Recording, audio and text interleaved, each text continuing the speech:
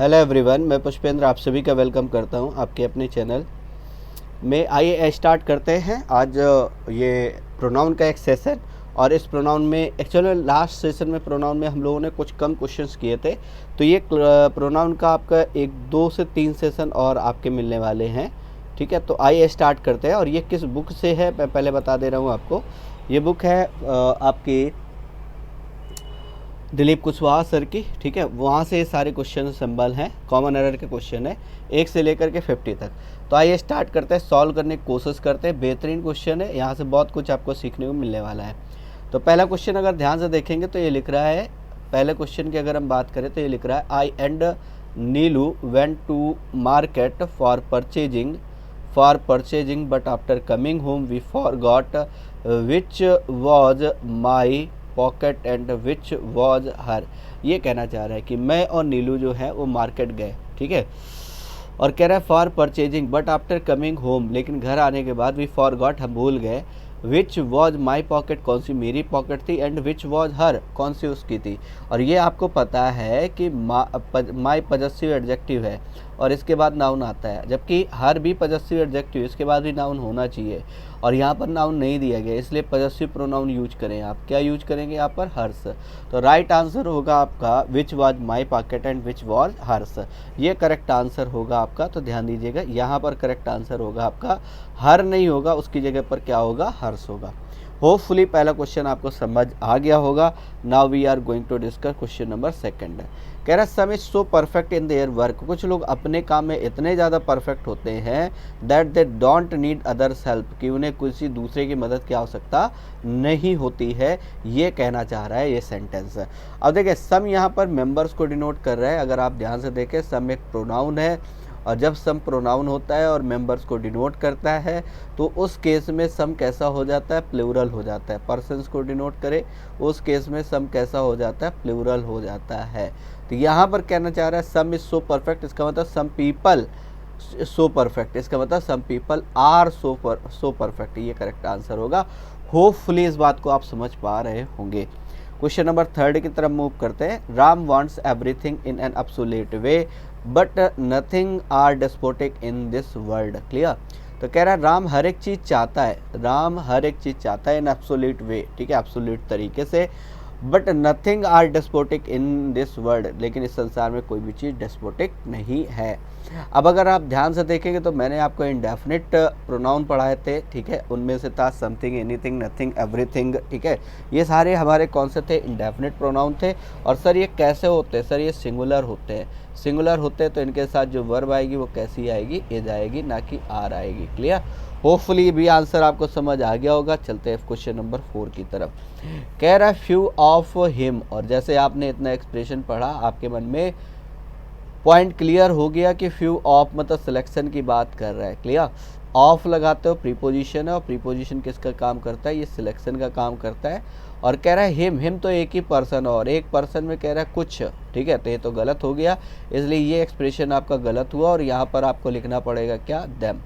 Few of them मतलब कुछ लोग हैं, उनमें से कुछ की बात कर रहा है, ठीक है, मतलब जैसे मान लिया ये बहुत सारे लोग हैं, ठीक है, देम का मतलब बहुत सारे लोग हैं और उनमें से कुछ की बात कर रहे हैं, मान लिया ये 4 की बात कर रहा है, ठीक है, तो ये हो गया फ्यू ऑफ देम। तो ये ध्यान दीजिएगा।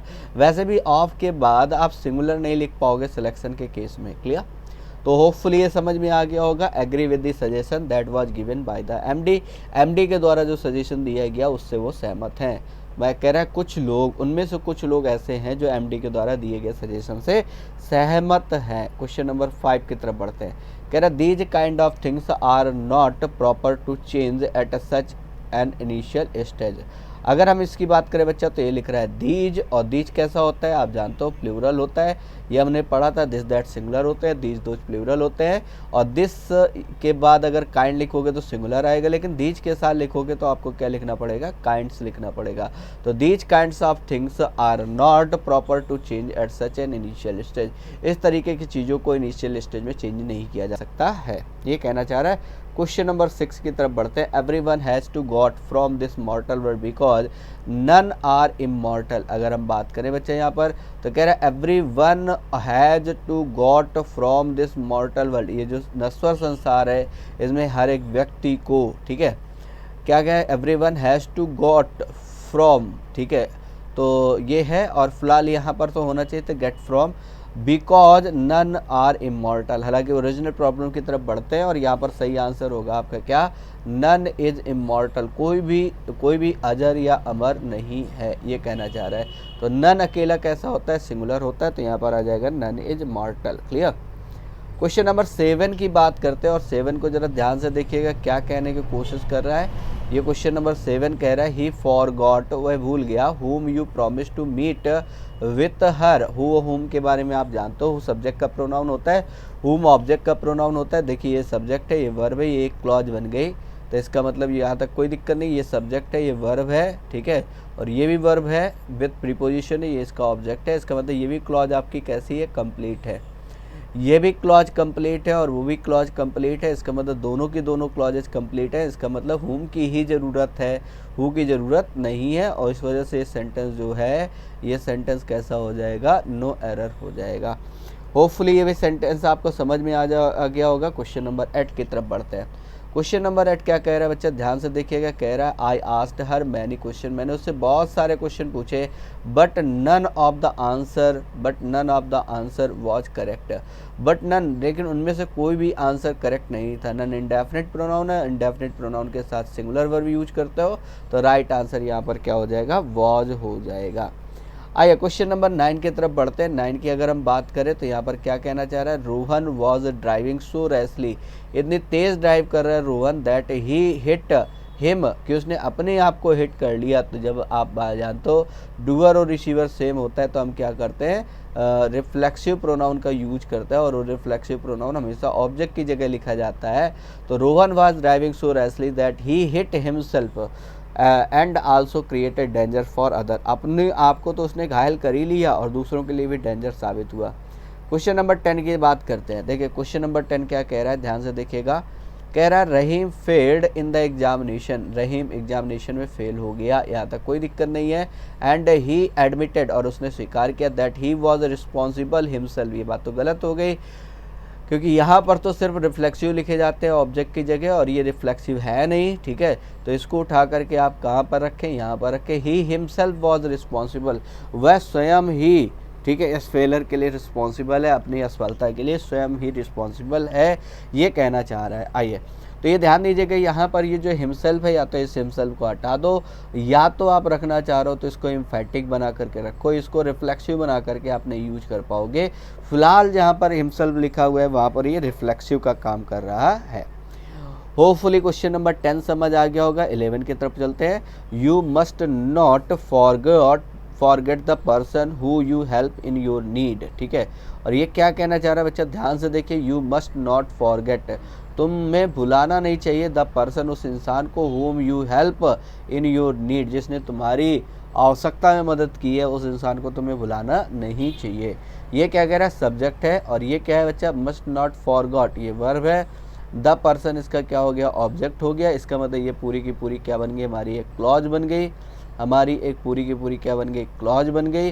और यहाँ पर अगर ध्यान दोगे तो यू सब्जेक्ट है, हेल्प वर्ब है, ये भी एक क्लॉज बन गई। अब अगर ध्यान से दोनों सेंटेंसेस को देखोगे तो बच्चे यहाँ पर हु नहीं आएगा, यहाँ पर सब्जेक्ट की ज़रूरत नहीं है, यहाँ पर ज़रूरत ऑब्जेक्ट की है, ऑब्जेक्ट की ज़रूरत है तो आप क्या लगाएंगे, हु, ठीक है। चलिए, तो कोई भी क्लॉज इनकम्प्लीट नहीं तो हु लगाने की ज़रूरत नहीं है। Question number 12, you should forgive the person whom you want to punish, तुम्हें उस इंसान को माफ़ कर देना चाहिए जिसे तुम पनिश करना चाहते हो, ठीक है। देखिए तो यहाँ पर अगर ध्यान से देखेंगे, क्लॉज मेथड यूज करेंगे हु और हुम वाले में। यू सब्जेक्ट है, शुड फॉरगिव वर्ब है, द पर्सन इसका क्या हो गया, ऑब्जेक्ट हो गया। और सर यहाँ से यहाँ तक एक क्लॉज बन गई पूरी की पूरी, और इसके बाद हु या हुम आपको यहाँ पर लगाना है। इसके बाद कह रहा है यू सब्जेक्ट है, वांट टू पनिश ये पूरी की पूरी वर्ब है। और ये देखिए ये क्लॉज हमारी कंप्लीट है पहली वाली, और बाद वाली क्लॉज भी कैसी है, कंप्लीट है। क्योंकि दोनों के दोनों क्लॉजेस कंप्लीट है तो यहाँ पर हुम, यहाँ पर जो हुम है वो बिल्कुल करेक्ट है, क्योंकि सब्जेक्ट की हमें ज़रूरत नहीं है। इसका मतलब ज़रूरत किसकी है, ऑब्जेक्ट की है। क्वेश्चन नंबर 13 की तरफ बढ़ते हैं बच्चा। क्वेश्चन नंबर 13 क्या कह रहा है, कह रहा है बोथ ऑफ द गर्ल्स, जो दोनों की दोनों लड़कियां हैं, वर वेरी सैड, बहुत ज़्यादा सैड हैं, over the death of their only brother, अपने एकमात्र भाई को लेकर के, but they consoled one another, लेकिन वो एक दूसरे को सांत्वना दे रही हैं। तो टोटल जो नंबर ऑफ गर्ल्स हैं वो कितनी है, 2 हैं। और सर ये बात जानते हैं 2 के लिए हम क्या करते हैं, ईच अदर का यूज करते हैं। रेसिप्रोकल प्रोनाउन है ईच अदर, इसका यूज करते हैं। तो राइट आंसर आपका क्या हो जाएगा, ईच अदर हो जाएगा। यहाँ पर हो जाएगा ईच अदर, ना कि वन अनदर। ओके, होपफुली ये आंसर आपको समझ में आ गया होगा। 13। Now we are going to 14 question ध्यान से पढ़ेंगे, आंसर करने की कोशिश करेंगे। कह रहा है राम एंड श्याम 2 भाई हैं। कह रहा आप ब्रदर्स 2 भाई हैं, but he quarrelled on trifles, लेकिन वो झगड़ा करते हैं। And seldom agree on a point, और अक्सर क्या होता है, ठीक है, एग्री करते हैं और कभी कभार वो क्या करते हैं, किसी पॉइंट को लेकर के सहमत भी होते हैं।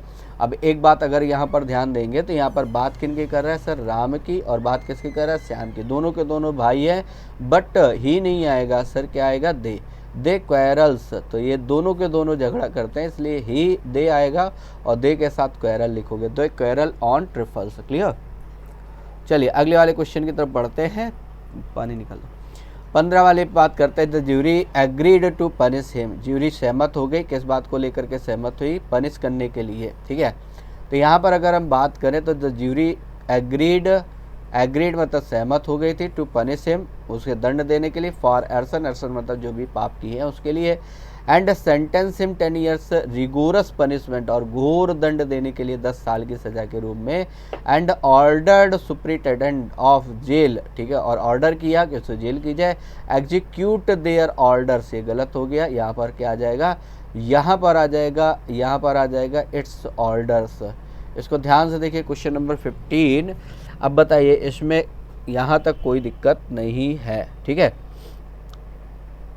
यहाँ पर सही आंसर क्या होगा, इट्स, किसके ऑर्डर, ज्यूरी के ऑर्डर की बात कर रहा है, और ज्यूरी यहाँ पर कैसा है, सिंगुलर है, सभी मिल करके फैसला दे रहे हैं, इसलिए ये सिंगुलर है, और सिंगुलर है तो कैसा होगा, यहाँ पर इट्स का यूज करोगे। और ये बात हम लोगों ने नाउन में पढ़ी थी, कलेक्टिव नाउन में। आइए अगले क्वेश्चन में चलते हैं। Neha and Urmi are sister, Neha और उर्मी जो है बहनें हैं, ठीक है। कह रहा है Neha and Urmi are sisters, दोनों के दोनों बहनें हैं। दे लिव टुगेदर, साथ साथ रहती है, ईट टुगेदर, साथ साथ खाती है, स्लीप टुगेदर, साथ साथ सोती है, and go to her school together, और साथ साथ अपने स्कूल जाती है। एक नहीं बच्चा, एक से ज़्यादा है, और एक से ज़्यादा है तो फिर हर नहीं लगाएंगे, सही आंसर क्या होगा, देयर होगा। होपफुली ये भी आपको समझ आ गया होगा। क्वेश्चन नंबर 17 की तरफ बढ़ते बच्चा। देखिए पहली बात तो ये समझ लीजिए, एंड के साथ ईच एवरी ये सब लिख सकते हो, इसमें कोई प्रॉब्लम नहीं। कई बच्चे तो यहीं पर प्रॉब्लम निकाल देंगे कि एंड से ईच नहीं जुड़ेगा, ऐसा कोई दिक्कत नहीं, दोनों सही हैं। और ईच और एवरी ये आपने पढ़ रखा है कि जो ईच होता है और सर जो एवरी होता है, दोनों के दोनों कैसे होते हैं, सिंगुलर होते हैं। Each and every both are singular, दोनों के दोनों कैसे होते हैं, सिंगुलर होते हैं। जब ये दोनों के दोनों सिंगुलर होते हैं तो ईच के साथ मैन नहीं लिखोगे, MEN नहीं आएगा सर, क्या आएगा, MAN आएगा।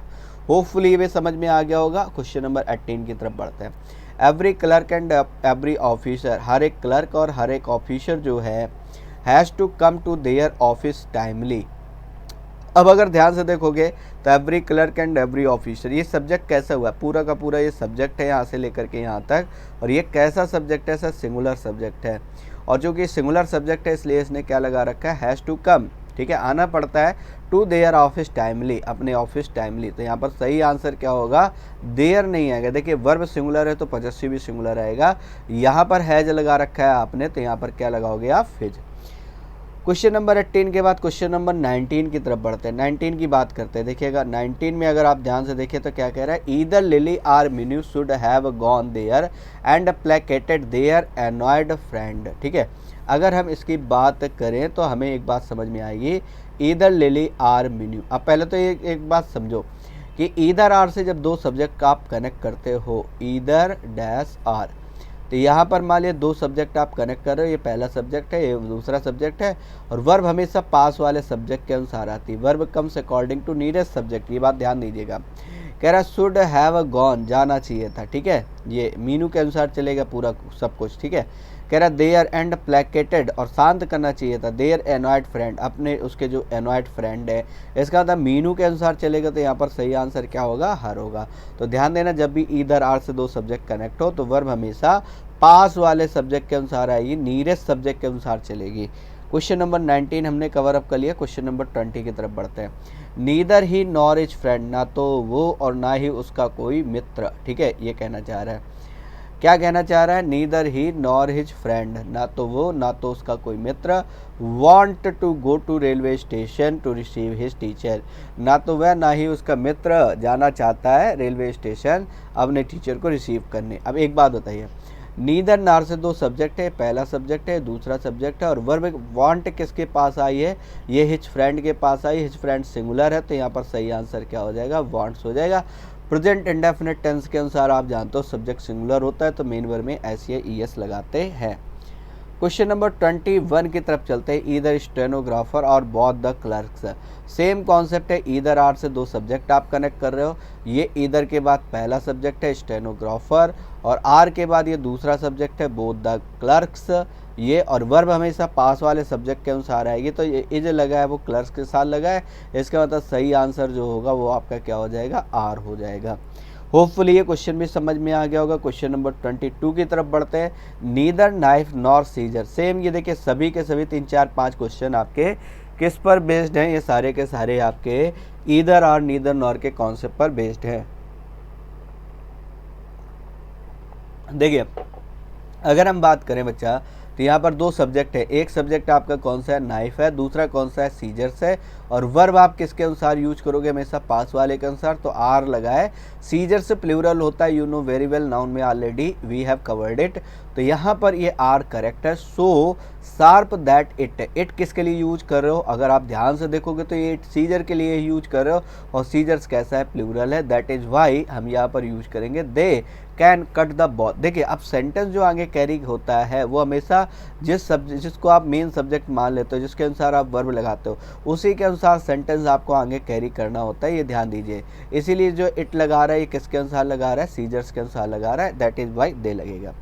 क्वेश्चन नंबर 23 की तरफ बढ़ते हैं, और ये आप बहुत अच्छी तरीके से जानते हो, 2 3 1 1 2 3 का कॉन्सेप्ट होता है। कह रहा रमन आई एंड यू, वैसे तो ये गलत हो गया पहले ही, चूंकि या तो स्ट्रक्चर होता है 2 3 1 और या तो स्ट्रक्चर होता है आपका 1 2 3, दो स्ट्रक्चर होते हैं। अगर गलती दोष अपराध है तो 1 2 3, गलती दोष अपराध नहीं है, जनरल स्टेटमेंट है तो 2 3 1 आता है। कह रहा रमन, रमन का मतलब थर्ड पर्सन प्रोनाउन, आई का मतलब फर्स्ट पर्सन प्रोनाउन, यू का मतलब second person pronoun, clear. Should obey our, अब एक बात समझो, पहले तो ये स्ट्रक्चर गलत हो गया, कह रहा है ओबे करना चाहिए अपने टीचर को, ठीक है, अपने टीचर की आज्ञा माननी चाहिए, तो इसका मतलब ये जो स्ट्रक्चर होगा ये स्ट्रक्चर होगा सर 2 3 1, 2 3 1 होगा, तो यहाँ पर सही आंसर का आपका क्या आ जाएगा, यू आ जाएगा, इसके बाद क्या आ जाएगा, रमन आ जाएगा, और इसके बाद क्या आ जाएगा, आई आ जाएगा, you Raman and I, you Raman and I, ये करेक्ट आंसर होगा आपका। और बाकी आगे आर लगा है, यहाँ तक कोई दिक्कत नहीं है, क्योंकि तीनों है तो आपने पढ़ा था पॉजेसिव आर लगाएंगे, क्लियर। होपफुली ये समझ में आ गया होगा। 23 24 की तरफ चलते हैं। 24 जरा ध्यान से देखिएगा क्या कहना चाह रहा है, कह रहा है कि you mister Verma and I, ये 3 पर्सन दे रहा है, 2 3 1 का कॉन्सेप्ट दे रहा है, कह रहा है want to go to Agra to see the beauty of the Taj, भाई आगरा जाना चाह रहे हैं ताज की ब्यूटी को देखने के लिए, तो इसका मतलब इसमें कोई प्रॉब्लम नहीं है, ये बिल्कुल करेक्ट है, ठीक है। और देखिए एक बात बताइए, इसका मतलब ये जर्नल स्टेटमेंट लिख रहा है, और जर्नल स्टेटमेंट 2 3 1 होता है, 2 3 1 लिखा है, लेकिन बच्चा ध्यान देना यहाँ पर पर्सन 1 2 3 हो गए, तो यहाँ पर वांट्स नहीं होगा, आप जानते हो सब्जेक्ट प्लूरल होता है, तो मेन वर्ब में एस या ईएस का यूज नहीं कर रहे होते हैं। क्वेश्चन नंबर 24 के बाद चलते हैं सर 25 की तरफ। कह रहा है he you and I must confess our crime, तुम्हें उसे और मुझे अपना क्राइम को क्या करना चाहिए, एक्सेप्ट कर लेना चाहिए। क्राइम किया हुआ है सर, तो आप जानते हो क्राइम करने के केस में जो सीक्वेंस होता है वो क्या होता है, 1 2 3 होता है, 1 2 3 होता है, तो सर अगर यहाँ बात करें तो क्या आ जाएगा, आई आ जाएगा, यू आ जाएगा, एंड ही आ जाएगा, आई यू एंड ही, अगर हम बात करें तो ये आपका करेक्ट सीक्वेंस होगा, यहाँ तक कोई प्रॉब्लम नहीं। Question number 25 clear. 26 की तरफ बढ़ते हैं। 26 की अगर हम बात करें तो ये क्या कहना चाह रहे हैं, जरा ध्यान से देखिए, कह रहा है you second person, Ramu third person, I first person, failed in the examination, examination में फेल हो गए, we must try their best to pass the examination once again. देखिए पहले तो 2, 3, 1 लिख रहा है, कह रहा है तीनों के तीनों एग्जाम में फेल हो गए, और कह रहा है कोशिश करनी चाहिए कि एग्ज़ाम को पास करने का, मतलब अपना बेस्ट एफर्ट देने का। और ये तीनों के अनुसार जो पॉजिटिव लगेगा वो यहाँ पर क्या लगेगा, आर लगेगा। आप जानते हो अच्छी तरीके से, जब तीनों के तीनों प्रोनाउन फर्स्ट, सेकंड, थर्ड तीनों दिए गए होते तो आपने पढ़ा था कि क्या लगाते हैं सर, आर लगाते, OUR लगाते। क्लियर। चलिए क्वेश्चन नंबर 26 की तरफ बढ़ते हैं। You and he always gets late. बस प्रॉब्लम आपको मिल गई। क्या प्रॉब्लम मिल गई, यू एक पर्सन है एंड ए एक पर्सन है, 1 + 1 सर कितने हो गए, 2 हो गए। ऑलवेज यहाँ पर गेट्स नहीं होगा सर, क्या आएगा, गेट आएगा। यहाँ पर क्या होगा, गेट आएगा। Clear, get late for the school. Clear. Question number 28 की तरफ बढ़ते हैं। 28 क्या कहना चाह रहा है, 28 जरा ध्यान से देखिए, ये कह रहा है you and he have done my mistakes in our homework, our teacher punish for it. ये लिखना चाह रहा है, you and he have done my mistakes, गलत हो गया। आप जानते हो यहाँ पर क्या हो जाएगा, यहाँ पर योर मिस्टेक्स हो जाएगा। कैसे हो जाएगा, ये आपका सेकंड दे रहा है और थर्ड दे रहा है, और सेकंड और थर्ड में आप क्या लगाते हो सर, योर पॉजिटिव लगाते हो। याद आ रहा होगा आपको, पूरा स्ट्रक्चर आपने पढ़ रखा था। क्वेश्चन नंबर 29 की तरफ चलते हैं। यू एंड महक, क्या कह रहा है, you and Mahak, you second person, Mahak third person, कह रहा है डिड योर वर्क, और ये योर बिल्कुल करेक्ट है क्योंकि यू के अनुसार लगेगा। देखिए सेकंड और थर्ड दिए गए हैं, और सेकंड और थर्ड में आप क्या करते हो, योर लगाते हो पॉजिटिव। यहाँ तक कोई दिक्कत नहीं है। कह रहा है वेरी ट्रीमेंडसली, ठीक है, यू बॉस, ठीक है, must have been placed with us and, ये गलत हो गया, अस नहीं होगा बच्चा, यू के अनुसार क्या होगा, यू, विथ यू मतलब इन दोनों के अनुसार ये बात कर रहे हैं ना, तो वहाँ पर सही आंसर होगा यू, और यहाँ पर योर बॉस होगा, इसको थोड़ा करेक्ट कर लीजिएगा। क्वेश्चन नंबर 30 की तरफ बढ़ते हैं। दिस इज योर शर्ट, ये तुम्हारी शर्ट है। क्या कहना चाह रहे हैं भाई, दिस इज योर शर्ट, ये तुम्हारी शर्ट है। विच इज़ वेरी डर्टी, जो बहुत गंदी है। एंड दिस इज माई नहीं होगा, दिस इज माइन होगा। आप जानते हो पॉजिटिव एडजेक्टिव के बाद नाउन लगता है, पॉजिटिव प्रोनाउन के बाद नाउन का यूज नहीं करते हैं। तो यहाँ पर माई अगर लिखोगे तो पॉजिटिव एडजेक्टिव होगा, इस वजह से गड़बड़ हो जाएगा। आपको क्या लिखना पड़ेगा, माई लिखना पड़ेगा, क्योंकि नाउन नहीं दिया गया है।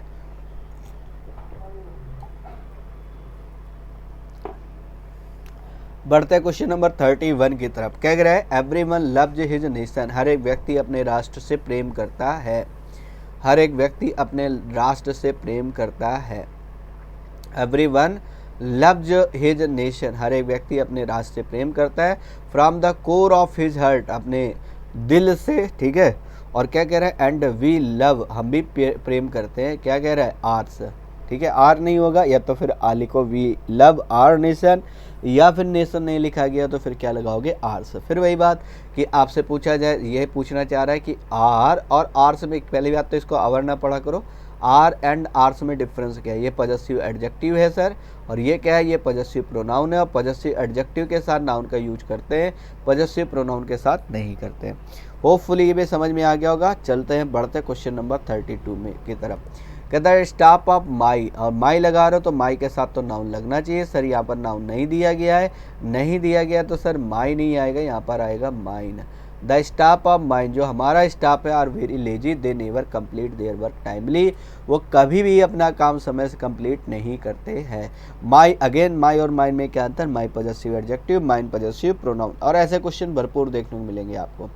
क्वेश्चन नंबर 33 की बात करते हैं सर। 33 क्या है, जरा ध्यान से देखिएगा। कह रहा है the subscription that was given in the letter, जो सब्सक्रिप्शन लेटर में दिया गया was wrongly written as yours, गलत हो गया सर, ये पढ़ा था। प्रोनाउन के अपने खुद के रेडीमेड पॉजिटिव होते हैं, चूंकि उनके रेडीमेड पॉजिटिव होते हैं तो उनमें अपॉस्ट्रोफी एस नहीं लगाते हैं, डायरेक्ट ऐसे लिखेंगे योर्स फेथफुली। क्लियर। 33 के बाद बढ़ते हैं बच्चा 34 में। 34 क्या कह रहा है, 34 की अगर हम बात करें, क्वेश्चन नंबर 34 की अगर हम बात करें तो ये क्या कह रहा है, इट इज़ दे। इसके बाद क्या कह रहा है, who is with you in your doomsday, otherwise you would have got 1 vote and that would be yours. तो इट इज़ दे, कोई दिक्कत नहीं भाई, इट के अनुसार इज लगा हुआ है, तोड़िए सेंटेंस को, इट के अनुसार इज लगा है और ये रिलेटिव प्रोनाउन है और पढ़े थे रिलेटिव प्रोनाउन कभी वर्ब डिफाइन नहीं करता, तो ये वर्ब लगेगी दे के अनुसार और दे के अनुसार लगेगी तो सर यहाँ पर इज नहीं आएगा, क्या आएगा, आर आएगा, ये करेक्ट होगा। क्वेश्चन ये भी क्लियर हो गया। 34 35 की तरफ बढ़ते हैं। Let I get that gas cylinder. अब ये क्या कहना चाह रहा है, ये बात ध्यान से समझिएगा। लेट जब भी लिखा होता है तो लेट के बाद कौन सा केस आता है सर, ऑब्जेक्टिव केस आता है, तो राइट आंसर होगा let me get that gas cylinder firstly because I booked it earlier than you. मुझे ये सिलेंडर चाहिए क्योंकि मैंने तुमसे पहले इसे बुक किया था। 35 के बाद बढ़ते हैं 36 में, और 36 तो बिल्कुल आसान सा क्वेश्चन है, आपने पढ़ रखा है वन के बारे में, और वन एक प्रोनाउन होता है तो केसेस वन वाले ही चलते हैं। वन, वंस, वंस, याद आ रहा है, one, one, once and oneself, याद आ रहा होगा कुछ। क्या कह रहा है, वन मस्ट, ठीक है, वन मस्ट नॉट वरी, इंसान को चिंतित नहीं होना चाहिए, मट अबाउट हिज पास्ट, अपने पास्ट को लेकर के। ये वन के अनुसार लिख रहा है और वन के अनुसार लिख रहा है, तो सर यहाँ सही आंसर क्या होगा, वंस होगा। वंस पास्ट, इंसान को अपने पास्ट को लेकर के चिंता नहीं करनी चाहिए। Because what is gone let it be gone, जो हुआ सो हुआ, ठीक है। ये जो है ये फ्रेज लिख रहा है let it gonna be gone, इसका मतलब क्या है, जो हुआ सो हुआ, रात गई बात गई। चलिए 37 की बात करते हैं। यहाँ पर सर अगर बात करें तो ये क्या कहना चाह रहा है, जरा ध्यान से देखिएगा। कह रहा है ही एक्सपेक्टेड, उसने एक्सपेक्ट किया, you as powerful as them. As के बाद सब्जेक्टिव केस लगाते हो तो सर यहाँ सही आंसर आपका क्या होगा, दे होगा, ना कि देम होगा। क्लियर। तो ये तो आसान है, लेकिन देन वाले में थोड़ा सा कन्फ्यूजन होता है, जो कि अगला क्वेश्चन है आपका 38। कह रहा है आई हेट हिम, मैं उससे घृणा करता हूँ, ठीक है, ये ध्यान देना। और यहाँ पर मैं आपको केसेस बताता हूँ, हालांकि ये पोर्शन आपका एडजेक्टिव और प्रोनाउन का मिला जुला कॉन्सेप्ट है ये, अगर बात करें तो देखिए सर, यहाँ पर अगर हम बात करें तो ये क्या लिख रहा है, ठीक है। यहाँ पर अगर हम बात करें तो ये थोड़ा सा लॉजिक आपका क्लियर हो जाएगा, बड़े आसानी से आप कर पाओगे।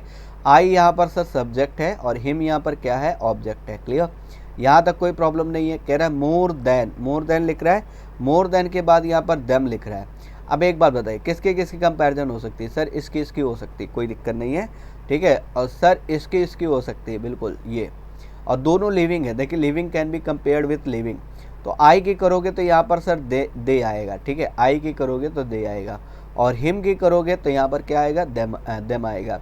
तो इसका मतलब पता है, ये इस केस में दोनों पॉसिबल है। तो अगर उसने देम लिखा है तो भी सही है, और दे लिखता है तो भी सही होता है, कोई दिक्कत, बस meaning will be changed, meaning दोनों में बदल जाएगा, है ना, ये ध्यान दीजिएगा। तो ध्यान देना, अगर यहीं पर हिम की जगह किसी नॉन लिविंग थिंग को लिख देता तो फिर इसकी ये वाला जो कंपैरिजन था, ये वाला गलत हो जाता, फिर आई और दे का ही बचता और यहाँ पर सही दे होता। क्लियर, ये बढ़िया क्वेश्चन है, एडजेक्टिव के अच्छे क्वेश्चन है। चलिए आइए क्वेश्चन नंबर 39 की बात करते हैं सर। क्वेश्चन नंबर 39 में देखिएगा, कह रहा है ही रेस्पेक्टेड, वह रिस्पेक्ट करता है, यू मतलब तुम्हारी, मोर देन आई। अब देखिए ही की आई से कर सकते हो, बिल्कुल सर, यू की आई से कर सकते हो, बिल्कुल सर। यू कौन सा केस है, ऑब्जेक्टिव, ठीक है, और ही कौन सा केस है, सब्जेक्टिव। तो अगर ही की आई से कर रहे हो तो ये सही लिखा है, अगर यू की कर लोगे तो मी आ जाएगा। तो चाहे आई लिखो चाहे मी लिखो, और दोनों के केसेस क्या होंगे, यहाँ पर दोनों के केसेस करेक्ट होंगे, ये वाले भी ये वाला भी, ठीक है। क्वेश्चन नंबर 39 हुआ यहाँ से कंप्लीट। चलते 40 की तरफ। I know the man whom instigated the person to attack, मैं उस आदमी को जानता हूँ जो क्या करता है, इंस्टिगेट करता है, भड़काता है, पर्सन टू अटैक। देखिए आई नो द मैन, अब इसको कुछ नहीं करना है आपको, देखो आई नो द मैन, ये क्या है सर, सब्जेक्ट है, ये क्या है सर, वर्ब है, ये एक क्लॉज बन गई यहाँ से लेकर के यहाँ तक, कोई दिक्कत नहीं यहाँ तक। कह रहा है हुम इंस्टिगेट, जो भड़काता है, the person to attack Sarabjit Singh in Pakistan jail, जो पाकिस्तान जेल में सबरजीत पर अटैक करने के लिए भड़काता है। तो यहाँ पर अगर ध्यान से देखोगे तो ये वर्ब है और इसके बाद ये पूरी की पूरी क्लॉज लिखी गई है, और इस क्लॉज में आपका सब्जेक्ट नहीं मेंशन है, और सब्जेक्ट नहीं मेंशन है तो सर वहाँ पर क्या करेंगे, हुम हटा करके हु का यूज करेंगे। क्वेश्चन नंबर 40 के बाद बात करते हैं क्वेश्चन नंबर 41 में। 41 देखिएगा क्या कहने की कोशिश कर रहा है कि I don't like to meet such a man whom you accompany। I don't like, मैं बिल्कुल पसंद नहीं करता, to meet such a man, मैं उस व्यक्ति से बिल्कुल भी मिलना पसंद नहीं करता, whom you accompany, जिसको तुम क्या करते हो, साथ देते हो, तुम जिसके साथ रहते हो। accompany करने का मतलब वैसे होता है साथ रहना या साथ देना, ठीक है। चलिए इस क्वेश्चन की अगर हम बात करें बच्चा, तो इसमें कोई प्रॉब्लम आपको है या नहीं है, ये चेक करिए। आप कैसे चेक करोगे, देखो एक बात बताओ, यहाँ से लेकर के यहाँ तक एक क्लॉज ये आपकी कंप्लीट है, देयर इज़ नो प्रॉब्लम। इसके बाद अगर देखोगे तो ये भी एक क्लॉज है और ये भी कंप्लीट है sir, there is no problem. तो यहाँ जो सही आंसर है वो आपका होम सही है, क्योंकि सब्जेक्ट की ज़रूरत है नहीं, और जब सब्जेक्ट की ज़रूरत नहीं है तो ये आपका सेंटेंस कैसा हो जाएगा सर, सेंटेंस हमारा नो एरर हो जाएगा, ठीक है, ये ध्यान देना है। और पीछे वाले भी आपके नो एरर हैं, देखिएगा ये क्वेश्चन नंबर 40 ये तो शायद हो किया था, इसके बाद ये नो एरर है, ध्यान रखिएगा, ये वाला सेंटेंस है, ये आपका नो एरर है। इसके पहले भी किए थे, ये भी नो एरर है, इसमें तो प्रॉब्लम थी। चलिए वापस आते हैं, क्वेश्चन नंबर 42, आई सा दैट एसेंट्रिक पर्सन, मैंने उस सनकी आदमी को देखा। एसेंट्रिक मतलब जानता हूँ सनकी होता है हु आइज, गलत हो गया, आप जानते हो नाउन हमेशा किसके साथ लिखते हैं, हुज के साथ, पजेसिव के साथ नाउन लिखते हो, और पजेसिव क्या होता है सर, पजेसिव होता है हुज, ना कि हु। तो यहाँ सही आंसर होगा हुज आइज, ओके। 42 करेक्ट हो गया। चलते 43 की तरफ, the Gita the holy scripture of the Hindus which teaches us the right path of karma. Gita जो कि हॉली बुक है, हमें क्या सिखाती है, देखो Gita the holy book of the Hindus which teaches us the right path of karma. अब बताइए इसमें आप यूज करो विच किसके लिए यूज कर रहे हो, गीता के लिए यूज कर रहे हो, विच किसके लिए यूज कर रहे हो, गीता के लिए यूज कर रहे हो, तो उसके अनुसार तो विच करेक्ट है। इस सेंटेंस में भी आपको अगेन कोई प्रॉब्लम नहीं है, और चूंकि नॉन लिविंग थिंग के साथ आप क्या करते हो, ठीक है, विच का यूज कर लेते हो, इसलिए कोई प्रॉब्लम नहीं है। क्वेश्चन नंबर 44 की तरफ बढ़ते हैं गाइज। क्वेश्चन नंबर 44 क्या कह रहा है, ध्यान से देखिएगा, कह रहा है आई हैव अ कार, मेरे पास एक कार है, that gives us unreasonable mileage of 40 kilometre per hour. Clear, कह रहा है मेरे पास एक कार है जो क्या करती है, दैट गिव्स हो जाएगा, यहाँ पर गिव नहीं आएगा, गिव्स हो जाएगा। कार के लिए ये रिलेटिव प्रोनाउन है सर, रिलेटिव प्रोनाउन है तो इसके अनुसार वर्ब आएगी नहीं, वर्ब आएगी इसके अनुसार। आ कार सिंगुलर है तो मेन वर्ब में एस एस लगाओगे, हालांकि यहाँ पर विच आना चाहिए था, ज़्यादा अच्छा होता, इज दैट की जगह विच, चूँकि आगे इनडेफिनेट प्रोनाउन लगा हुआ है तो बेहतर होता है यहाँ पर which. Now we are going to discuss question number 45, और ये बिल्कुल आसान सा क्वेश्चन है बच्चा, ध्यान से देखिएगा, बिल्कुल देखते ही आप आंसर कर लेंगे।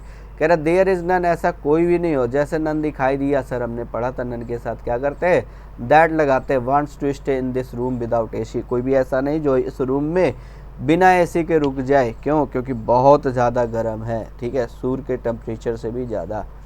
आइए, he said nothing which hurt you, ठीक है, ही सैड नथिंग, उसने कुछ भी नहीं कहा जो तुम्हें हर्ट करे, ये कहना चाह रहा है। He said nothing which hurt you, he said nothing which hurt you, but you are a frenzied person and does not believe anything easily, ठीक है। अब एक बात बताओ, यहाँ पर डज नॉट नहीं आएगा, यहाँ पर आएगा डू नॉट, किसके अनुसार आ रहा है, यू के अनुसार आ रहा है। कह रहा है you are not a frenzied person, तुम फ्रेंजिड पर्सन नहीं हो, and do not believe anything easily, और इतने आसानी से किसी भी चीज़ पर विश्वास नहीं करते हो। You are the only person, और जैसे पढ़ा वैसे दिल गार्डन गार्डन हो गया, क्योंकि आपको दिखाई दे गया द ओनली, और सर याद है द ओनली के साथ क्या लगाते हैं, दैट लगाते हैं, द ओनली के साथ क्या लगाते हैं, दैट लगाते हैं। क्लियर, 47 करेक्ट हो गया। 48 की बात करते हैं, द बिस्किट्स ऑफ पार्ले, जो पार्ले के बिस्किट्स हैं, पार्ले जी के बिस्किट हैं भाई, बहुत पुराने बिस्किट हैं, बहुत ही डिलीशियस है। The biscuits of Parle are more delicious, ज़्यादा डिलीशियस है दैन अदर कंपनीज, ये मैं आपको सिखाऊंगा अभी एडजेक्टिव में। यहाँ पर पार्ले और दूसरी कंपनी की तुलना होती तो कोई दिक्कत नहीं, लेकिन पार्ले की बिस्किट्स की तुलना कर रहा है, तो बिस्किट्स की तुलना करोगे तो देन यहाँ पर लगाना पड़ेगा आपको, बिस्किट्स के लिए क्या लगाओगे, दोज ऑफ अदर कंपनीज, ये हम सीखेंगे अभी आगे। हो सकता है आपने सीख रखा हो ये किसमें, ये आपने सीख रखा होगा प्रोनाउन में भी सीख रखा होगा तो अच्छी बात है, नहीं अदरवाइज ये एडजेक्टिव में आपको मिलने वाला है। क्लियर, जब भी कंपैरिजन सेम नहीं होती है, जब भी कंपैरिजन आपकी सेम नहीं होती है तो वहाँ पर हम क्या करते हैं, दैट या दोज का यूज करते हैं। सिंगुलर होगा तो सर दैट लगाना है, प्लूरल होगा तो सर दोज लगाना है। क्वेश्चन नंबर 49 की तरफ बढ़ते हैं, there was not an experience but teach you a lesson of life. Question number 49 क्या लिख रहा है, बहुत ही बेहतरीन क्वेश्चन है। कह रहा there was not an experience, ठीक है, कोई भी एक्सपीरियंस नहीं है, बट टीच, नहीं भाई पास्ट में चल रहा है तो यहाँ टॉट आएगा, but taught you a lesson of life. Last question की तरफ बात करते, he set him as managing director of the company, उसने अपने आप को मैनेजिंग डायरेक्टर के रूप में सेट किया। तो सेट करना है तो करने वाला ही, होने वाला ही, दोनों सेम हो गए, डूअर रिसीवर सेम हो गए। तो आप क्या करेंगे, और इसकी जगह पर आप लिखेंगे हिमसेल्फ। कहाँ पर लिखेंगे, हिम की जगह पर। तो हिम की जगह पर सही आंसर होगा आपका क्या है, हिमसेल्फ। तो ये तो थे टोटल 50 क्वेश्चंस आपके, ये थे टोटल 50 क्वेश्चंस। इसके बाद आपका एसआई वाला टॉपिक बाकी है, सेंटेंस इंप्रूवमेंट टॉपिक बाकी है, और इसके बाद एफआईवी वाला टॉपिक बाकी है, जो जल्द ही आपको मिलने वाला है। क्लियर। तो फिलहाल इस सेशन के लिए इतने रखते हैं बच्चा, अगले सेशन में हम इसी के आगे से प्रोसीड करेंगे, ठीक है। तो तब तक के लिए सभी को बाय, नमस्कार और जय हिंद।